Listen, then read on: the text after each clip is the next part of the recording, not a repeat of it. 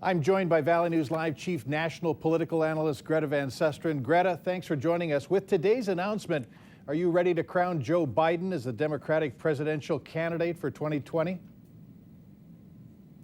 Not yet, because if you'd asked me in 2008, in the very beginning, who was going to be the Democratic nominee, I would have said, like everyone else, which was Senator Hillary Clinton, and she sure didn't turn out to be. It was President Barack Obama. Look, he's got a long path ahead of him between now and the Democratic Convention in 2020. And even look at your own state. Look what happened in 2016 in your state. Senator Bernie Sanders had a resounding victory over his Secretary of State Hillary Clinton.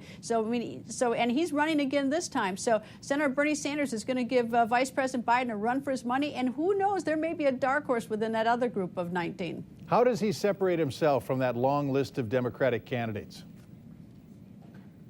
He says they're far off the chart. They're way over on the left. And then there's me, Vice President Biden. And what I'm worried about is your jobs and your national security. I have lots of experience with national security. I was Vice President of the United States. I was also Chairman of the Senate Foreign Relations Committee for a number of years. So I know how to do that, and I know how to create jobs because the people of Pennsylvania is where I grew up. I understand them. I understand the people of Ohio. So basically that's what I would do. And I'd say the rest of them, they're talking funny business. Talking about free college. We can't afford free college. A great idea, but we can't afford it. So that's how I would do it if I were Biden. Let's say he is the nominee. He has to focus on what, a handful of states in order to win?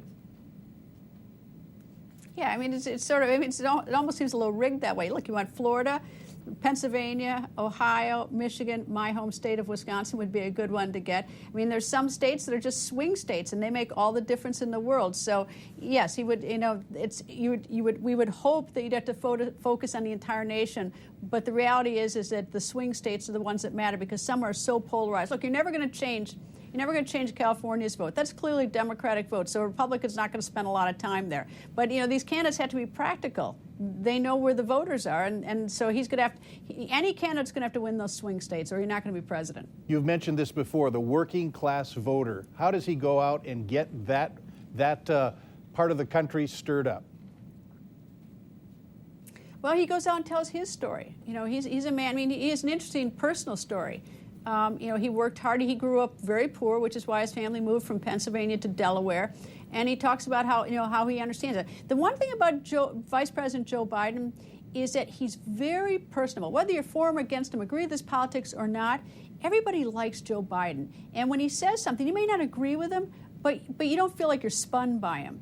And I think if he gets out and talks to the voters, that he doesn't seem slick. In fact, that's why he always has so many gaffes. We all in the media, we make fun of all the mistakes he makes as gaffes. And I live in a glass house. I've made gaffes myself. But he seems like the regular guy in a lot of ways, in that he's likable. So I think if he gets out and talks to those voters, it would help him a lot. Remember, Secretary of State Hillary Clinton was very distant from the voters, and that was a problem because she appeared cold and she never really connected. So Donald Trump can razz up the crowds like nobody else, but Joe Biden can go out and shake hands like nobody else. Greta Van Susteren, once again, thanks for sharing your time with the folks here in the Red River Valley.